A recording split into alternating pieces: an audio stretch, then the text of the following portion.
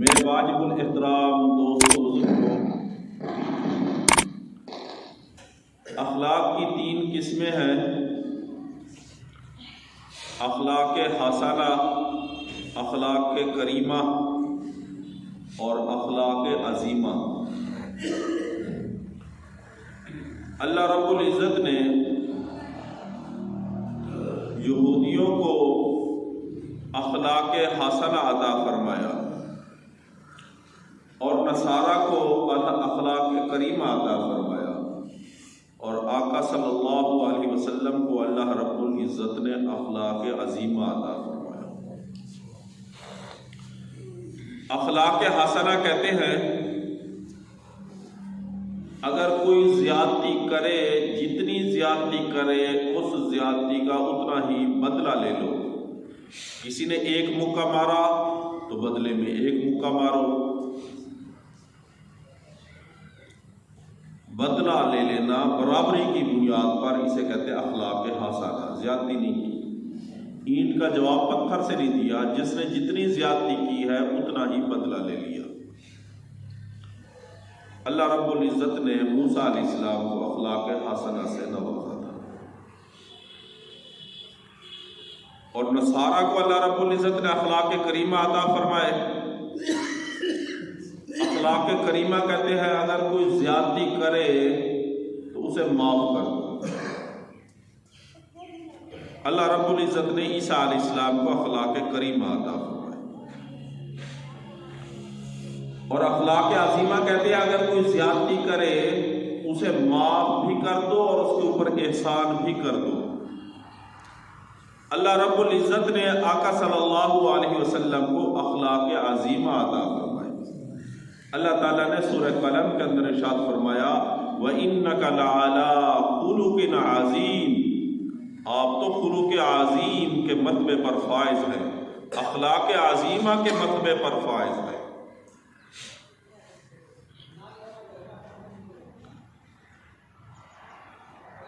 طائف کے اندر آقا صلی اللہ علیہ وسلم کو زخمی کیا گیا، پتھر مارے گئے،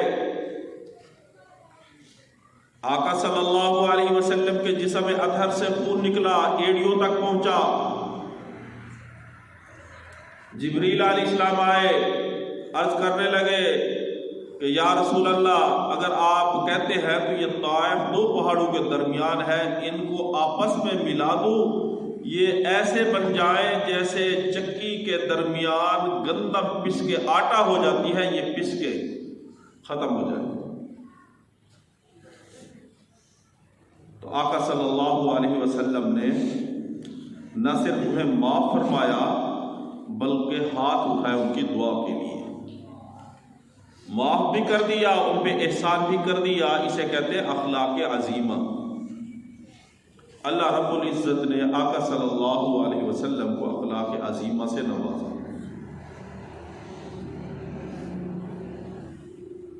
اسلام کے اندر کلمہ پڑھنے کے بعد نماز ہے، روزہ ہے، حج ہے، زکوٰۃ ہے، ان کو ستون کہا گیا، لیکن ان کے اوپر جو چھت ہے وہ اخلاق کی ہوتی ہے، اچھے اخلاق ہونے چاہیے۔ تو اچھے اخلاق جو ہے یہ جنت میں جانے کا ذریعہ ہے۔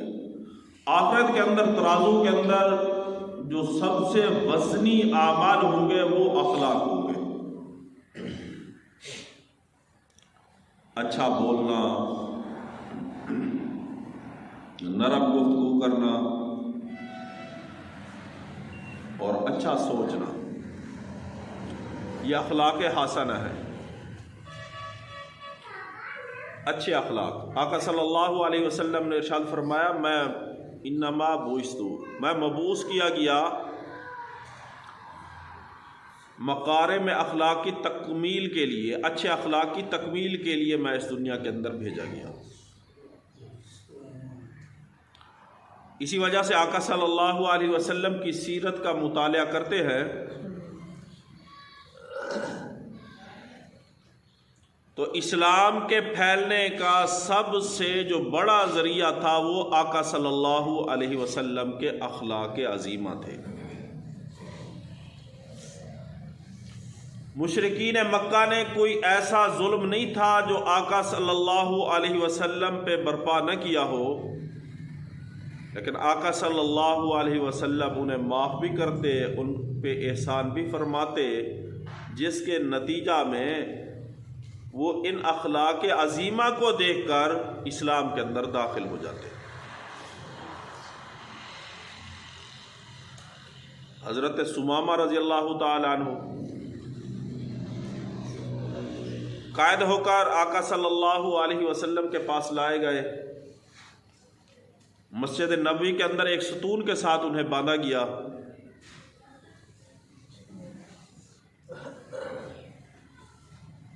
تو وہ بڑے جنگجو تھے، تو آقا صلی اللہ علیہ وسلم نے بدلہ لینے کی بجائے انہیں معاف فرمایا۔ جب انہیں معاف کیا تو وہ نہا دھو کر آئے اور اسلام میں داخل ہو گئے، اور ان کا خاندان بھی اسلام میں داخل ہو گیا۔ یہ اچھے اخلاق کا نتیجہ تھا، اخلاق عظیمہ کا، جس کی وجہ سے اسلام پھلتا پھیلتا پھولتا چلا گیا۔ آقا صلی اللہ علیہ وسلم نے ہمیں اچھے اخلاق کی تعلیم دی۔ تو اخلاق تین قسم پر ہوئے۔ اخلاق حسنہ، اگر کوئی زیادتی کرے، جتنی زیادتی کرے اتنا بدلہ لے لینا، یہ اخلاق حسنہ ہے۔ اخلاق کریمہ، اگر کوئی زیادتی کرے اسے معاف کر دیا جائے، یہ اخلاق کریمہ ہے۔ اور اخلاق عظیمہ کہتے ہیں اگر کوئی زیادتی کرے اسے معاف کر کے اس کے اوپر کوئی احسان کر دو، اسے اخلاق عظیمہ کہتے ہیں۔ اللہ رب العزت نے آقا صلی اللہ علیہ وسلم کو اخلاق عظیمہ پر فائز فرمایا۔ اللہ رب العزت نے آقا صلی اللہ علیہ وسلم کے اخلاق کا ذکر فرمایا، وَإِنَّكَ لَعَلَىٰ خُلُقٍ عَظِيمٍ، اے پیغمبر آپ تو خلق عظیم کے مرتبے پر فائز ہیں۔ اور اس امت کے لیے اجازت دے دی کہ تم اخلاق حسنہ بھی اپنا سکتے ہو، اخلاق کریمہ بھی اپنا سکتے ہو، اور اخلاق عظیمہ تو کیا ہی بات ہے۔ امت کو پابند نہیں کیا اخلاق عظیمہ کا۔ اسی وجہ سے قرآن کہتا ہے ان النفس بالنفس والعین بالعین والانف بالانف والاذن بالاذن والسن بالسن والجروح بالقصاص۔ نفس بدلے نفس کے ہے، دانت بدلے دانت کے ہے، آنکھ بدلے آنکھ کے ہے، ناک بدلے ناک کے ہے، اور زخم کا قصاص کیا جائے گا۔ یعنی اگر جتنی کوئی زیادتی کرے اس کا بدلہ لے لینا، حکومت وقت کے ذریعے انصاف مانگ لینا، یہ بھی اخلاق حسنہ ہے۔ اس سے زیادتی نہیں کرنی، جتنی زیادتی ہوئی ہے اس کا بدلہ لینا، یہ اخلاق حسنہ ہے۔ اس امت کو اخلاق حسنہ کی بھی اجازت ہے۔ اگر درگزر کر دو، اپنا حق چھوڑ دو، تو یہ اخلاق کریمہ ہے۔ اگر کوئی موقع بن جائے تو صرف معافی نہ کرو، بلکہ زیادتی کرنے والے پہ کوئی احسان کر دو، تو یہ اخلاق عظیمہ بنتے ہیں۔ چونکہ امت کے اندر مختلف طبائع ہوتے ہیں، مختلف مزاج ہوتا ہے۔ اب ایک بندہ طاقتور ہے، اس کے ساتھ کسی نے زیادتی کی اور اسلام پابند کرے نہیں، تو نے معافی کرنا ہے، تو وہ اس کی طبیعت کے خلاف ہوگا۔ یہ آخری امت ہے، یہ دین کامل ہے، اسلام دین کامل ہے، قیامت تک رہے گا۔ تو اس کے اندر اللہ تعالیٰ نے امت کے لیے وسعت عطا فرمائی، زیادتی کا حکم نہیں۔ جتنی کوئی زیادتی کرے بدلہ لینے کی اجازت، معاف کرنا اس سے اولا، معاف کر کے احسان کرنا، یہ اخلاق عظیمہ ہے۔ اور آقا صلی اللہ علیہ وسلم خلق عظیم کے مرتبہ پر فائز رہے۔ اور اس کے اندر جو اہم بات ہم یہ سمجھتے ہیں کہ یہ اخلاق کا مطلب یہ ہے کہ مسکراتے ہوئے کسی سے بات کرنا، مسکرا دینا، میٹھا بول لینا، صرف یہی اخلاق حسنہ ہے؟ نہیں، آقا صلی اللہ علیہ وسلم نے جس طرف اشارہ فرمایا اور اس کو سارے اعمال کے اوپر چھت قرار دیا اور اس کا بدلہ جنت قرار دیا، تو اخلاق حسنہ بھی در حقیقت دل کی ایک صفت کا نام ہے۔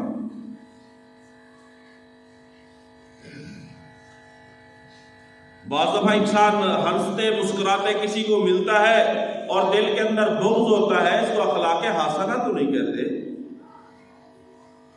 اندر سے یہ موقع کی تاڑ میں ہے، اس پہ وار کرنا چاہتا ہے، کینہ بغض عداوت بھری ہوئی ہے، اور اوپر سے مسکرا کے مل رہا ہے۔ یہ تو گویا کہ اس کا مسکرانا بھی ایک قسم کا جال ہے، یہ ایک قسم کی منافقت ہے۔ اخلاق حسنہ کی بنیاد دل کے اندر خیر خواہی کا جذبہ رکھنا ہے، دل کے اندر خیر خواہی ہو، خیر خواہی کے نتیجے کے اندر پھر مسکرا کے ملنا، میٹھا بولنا، نرم لہجے سے بولنا، اس کو حسن سلوک کہیں گے، جو دلالت کرے گا دل کے اندر خیر خواہی والے جذبے پر، دل کے اندر دوسروں کے لیے خیر خواہی ہو، دوسروں کے لیے بھلائی ہو، یہ جذبہ ہو، تو یہ در حقیقت اخلاق حسنہ کرتے ہیں۔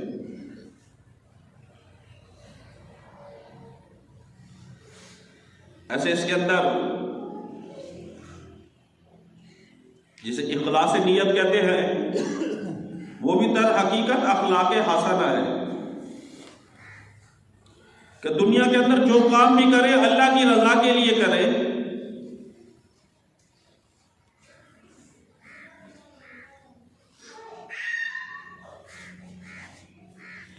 ابو سفیان سے نجاشی بادشاہ کے دربار کے اندر پوچھا گیا کہ جس نے نبوت کا دعویٰ کیا ہے وہ کیسا ہے، کبھی جھوٹ بھی بولتا ہے؟ اب ابو سفیان نے وہاں دربار کے اندر جواب دیا، ما جربناک الا صادقا، ہم نے کبھی جھوٹ نہیں سنا، سچا بولتا ہے۔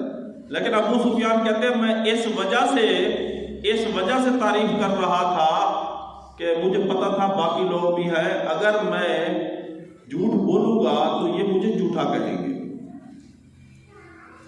تو یہ سچ بولنا بھی اخلاق حسنہ نہیں تھا، کیونکہ دل میں جو تھی بات وہ یہ تھی کہ یہ دنیا کیا کہے گی، یہ میرے ساتھ والے کیا کہیں گے کہ یہ جھوٹا ہے۔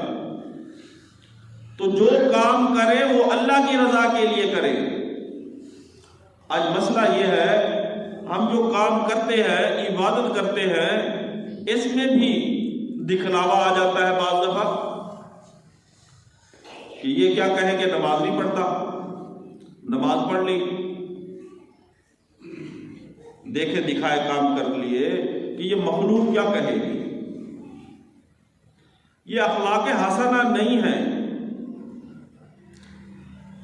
برادری کے ساتھ اچھا رویہ کر لیتا ہے کہ برادری والے کیا کہیں گے کہ یہ اتنا گرا ہوا ہے، تو مجبوری کی بنیاد پر برادری والوں سے تھوڑا سا یہ اچھا تعلق رکھ لیتا ہے، اور اندر پروگرام یہ ہے کہ برادری جو ہے یہ کہیں مجھے برا نہ کہے، مجھے گرا نہ دے، مجھ سے کٹ آف نہ ہو جائے۔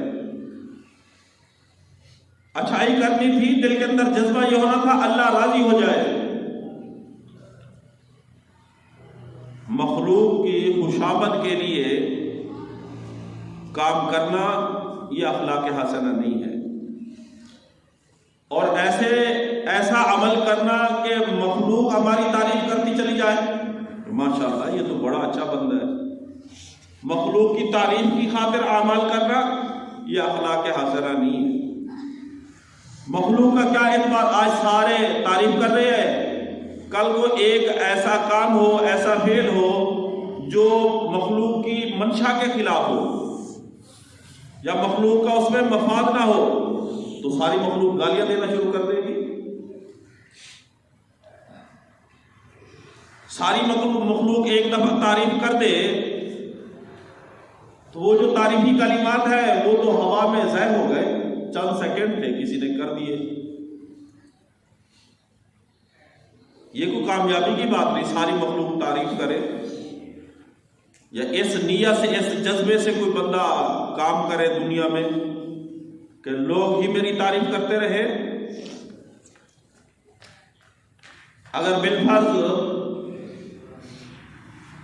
ساری مخلوق تعریف کرتی رہے اور اللہ نہ کرے آخرت میں پکڑ کا ذریعہ یہ بن جائے، پکڑا جائے، اللہ کہیں سے گھسیٹ کے جہنم میں ڈال دو، کیا فائدہ آیا تعریف کا؟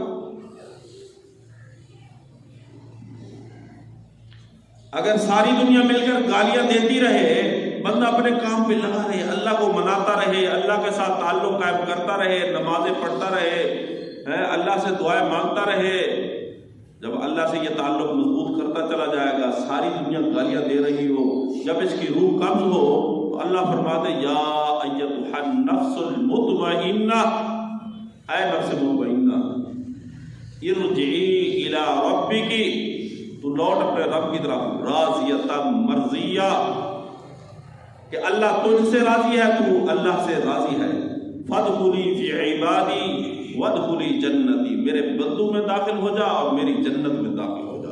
یہ کامیاب ہے، گالیاں تو ادھر ہی رہ جائیں گی۔